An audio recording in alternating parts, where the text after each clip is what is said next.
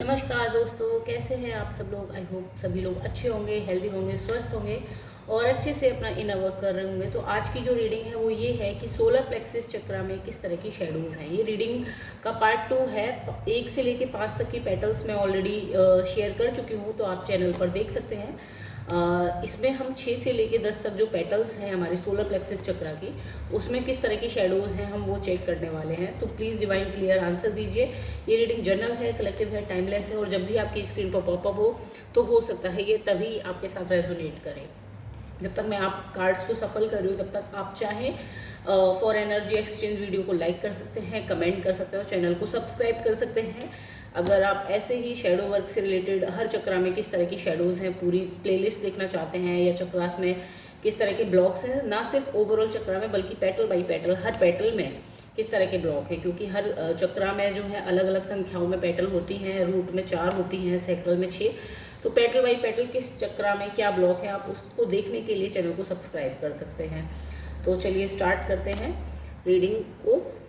पहली पेटल यानी कि 6वीं पेटल ही है 5 ऑफ पेंटिकल्स, दूसरा 7 ऑफ कप्स, तीसरा जो है 6 ऑफ सॉर्ड्स, चौथा कार्ड क्वीन ऑफ सॉर्ड्स,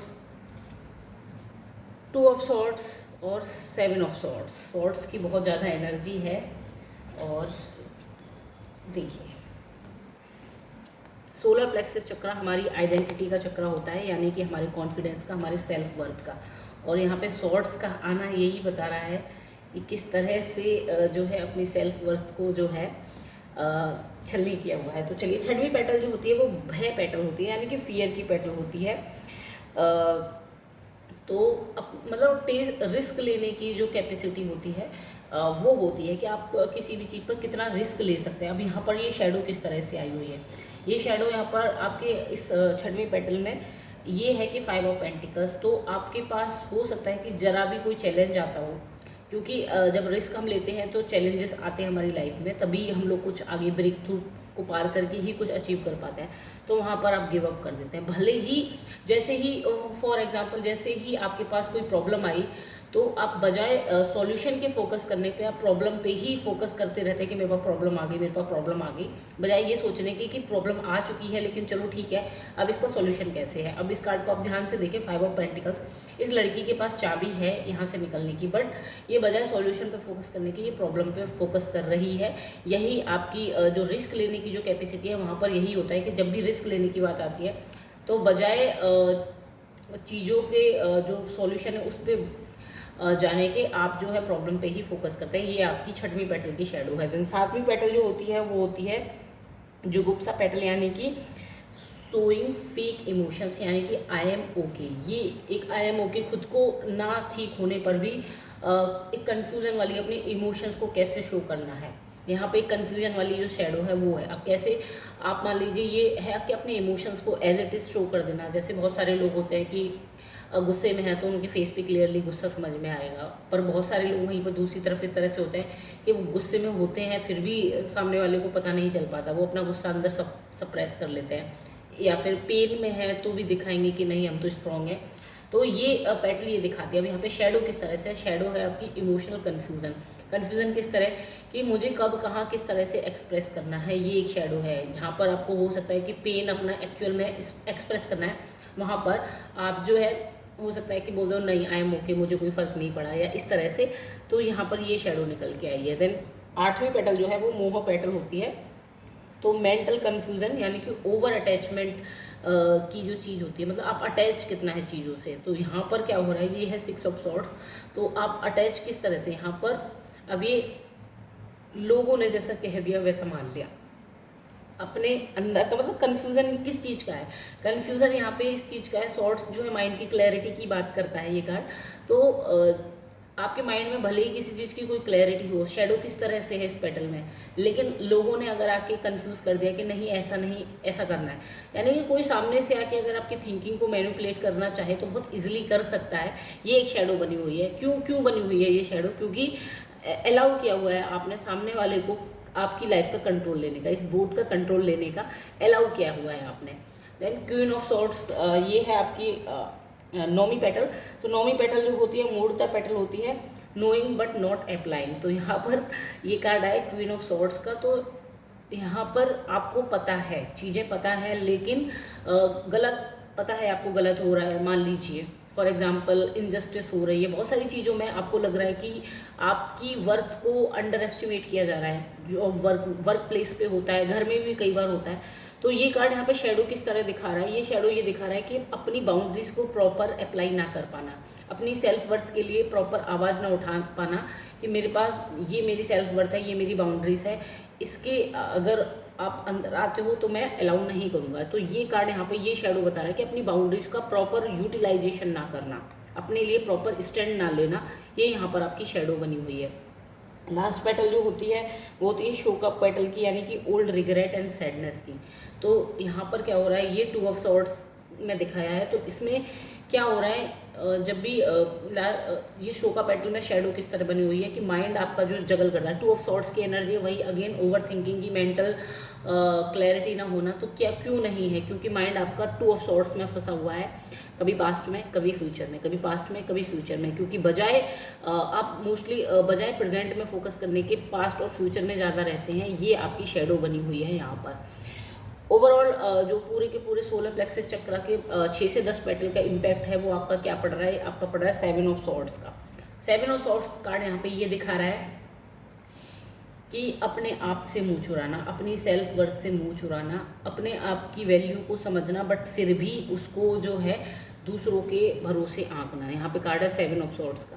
तो यहाँ पे अपने आप से ही भागना, लाइट में भी ये भाग रहा है, लेकिन यहाँ पे जैसा जैसा लोग कह रहे हैं वैसा, जितना लोगों ने आंक दिया उतना ही खुद को समझ लेना, खुद लोगों से वैलिडेट हो गए उतना ही, मतलब अपनी सेल्फ वर्थ से खुद ही मुँह चुरा लेना। ये इनकी वजह से, इन शेडोज़ की वजह से आपके अंदर ये सोलर प्लेक्सस चक्र में ब्लॉक बना हुआ है। देन फिर चलिए जानते हैं कि अब क्या ऐसा काम करें जो ये शेडो आपकी रिमूव हो। तो ड्रीम अ ब्यूटीफुल ड्रीम, ये कार्ड बहुत बार निकल के आ रहा है।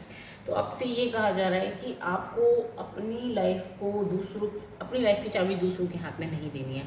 आपको राइट है आपके ड्रीम देखने का, जैसा आप चाहते हैं वैसा आप ड्रीम देखें अपने लिए, वैसा ही आप स्टैंड लीजिए।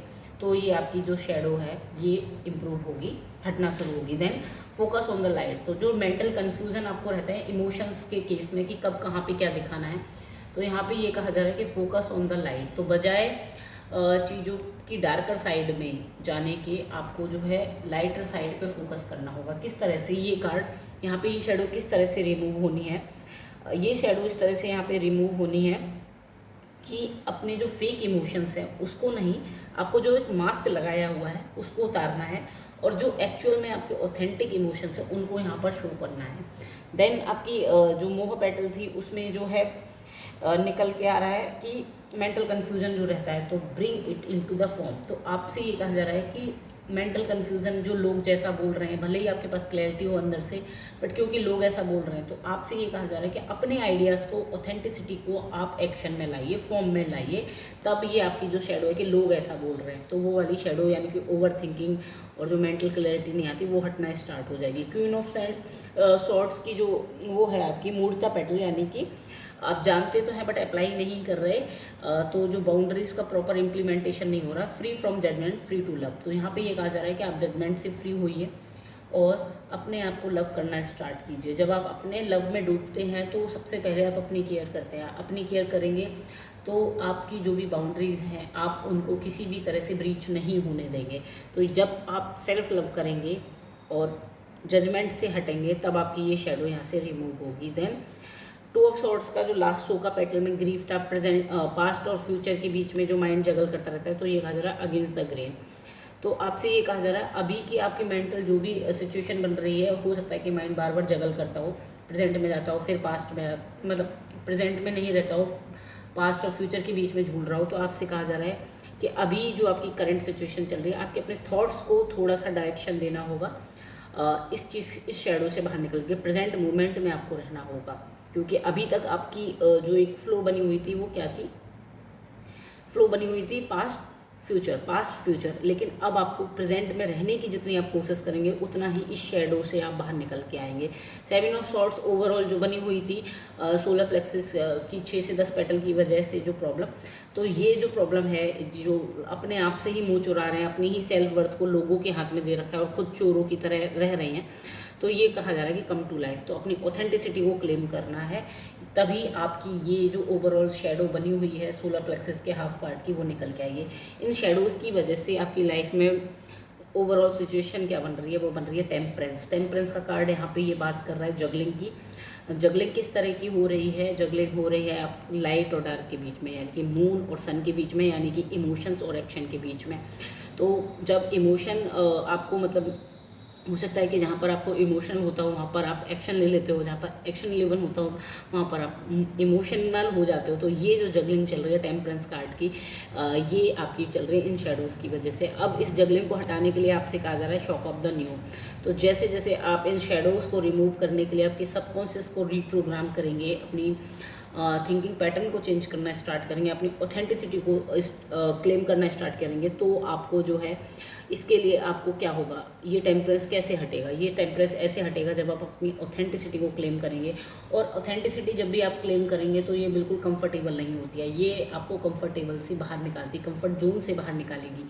तो बहुत सारी जो चीज़ें हैं आपकी अभी हो सकता है एक ढर्रे पे चल रही हो, तो उस लाइफ में क्योस आएगा, तभी जो है क्योस के बाद फिर मामला शांत होता है। हालांकि क्योंकि पुराना जब भी कुछ नया इस्टेब्लिश करना होता है तो पुराना तोड़ना पड़ता है, और जब पुराना टूटता है तो ऑब्वियसली जब कोई भी चीज़ टूटती है तो तकलीफ होती है। तो वही जो शॉक ऑफ द न्यू है, तो आपको पुरानी ओल्ड बिलीफ से, ओल्ड पैटर्निंग से बाहर निकलना होगा, तभी आप इस टेम्परेंस की एनर्जी, यानी कि जो इमोशन और एक्शन के बीच में जगलिंग चलती रहती है, आप उससे बाहर निकल के आ पाएंगे। अब हम ये जान लेते हैं कि ओवरऑल जो है सोलर प्लेक्सस चक्रा की क्या 1 से लेके 10 तक पूरी पेटल्स में क्या सिचुएशन इन शेडोज़ की वजह से, हमने कल भी जानी थी शेडोज़ 1 से 5 तक और 6 से 10 तक आज जान ली। तो ओवरऑल क्या मेजर शेडो बन रही है पूरे चक्रा का, जो हम सेंटर कहेंगे, तो उसमें ऐसी मेजर क्या शेडो बनी हुई है? प्लीज़ डिवाइन क्लियर आंसर दीजिए। किंग ऑफ सॉर्ड्स की एनर्जी आ गई है, वही ईगोइस्टिक किंग की एनर्जी आई है, यानी कि जो मैं कह रहा हूँ ईगो के पीछे मास्क। अब देखिए किंग और क्वीन दोनों आ गए हैं, तो मैस्कुलिन और फेमिनिन दोनों ही जगल कर रहे हैं। तो किंग ऑफ सॉर्ड्स यहाँ पे एनर्जी ये बात कर रहा है कि आपके पास विज़न है, ऑथेंटिसिटी क्लेम करेंगे आप। यहाँ पर ईगो सेल्फ आपका बहुत ज़्यादा एक्टिव हो जाता है इन शेडोज़ की वजह से, कि मैं जो कह रहा हूँ वही ठीक है, मेरी ही सुननी पड़ेगी। ये वाली जो शेडो है ये आपके ओवरऑल सोलर प्लेक्सस चक्रा की शेडो बनी हुई है, और इसको हटाने के लिए आपको क्या करना पड़ेगा ये जान लेते हैं। चलिए प्लीज़ डिवाइन क्लियर आंसर दीजिए कि ये जो ईगो सेल्फ में किंग ऑफ सॉर्ड्स की एनर्जी आई है ओवरऑल, तो इसको हटाने के लिए कोलैबोरेटिव ड्रीम, आपको जो है कोलैबोरेटिव ड्रीम करने पड़ेंगे। आपका जो ईगो सेल्फ है उसको मेल्ट करना पड़ेगा।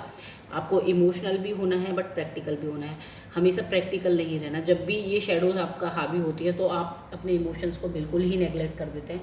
तो यहाँ पे आपसे यही कहा जा रहा है कि आपको जहाँ पर सॉफ्ट होना है वहाँ पे सॉफ्ट होना है, जहाँ पे हार्श होना है वहाँ पे हार्श होना है। कोलैबोरेटिव ड्रीमिंग का मतलब ही यही है कि आपको एक डायरेक्शन में नहीं बहना है। आपकी इमोशनल साइड का भी कुछ वर्जन है, इमोशनल भी नीड है, फिजिकल भी नीड है, आपकी रिलेशनशिप में भी कुछ नीड है, फाइनेंशियल में भी कुछ नीड है। तो आपसे यही कहा जा रहा है कि आपको जो है इस पे काम करना है, आपको हर लाइफ के हर एक्सपेक्ट को जो है बैलेंसिंग लेकर आनी है, तभी आपका जो ईगो सेल्फ जो एक्टिव रहता है, जो इमोशंस को भी समटाइम सप्रेस कर देता है, जो शेडोज़ हावी होती हैं, तो तभी ये चीज़ आपकी रिमूव हो पाएगी। आई होप आपको रीडिंग पसंद आई हो।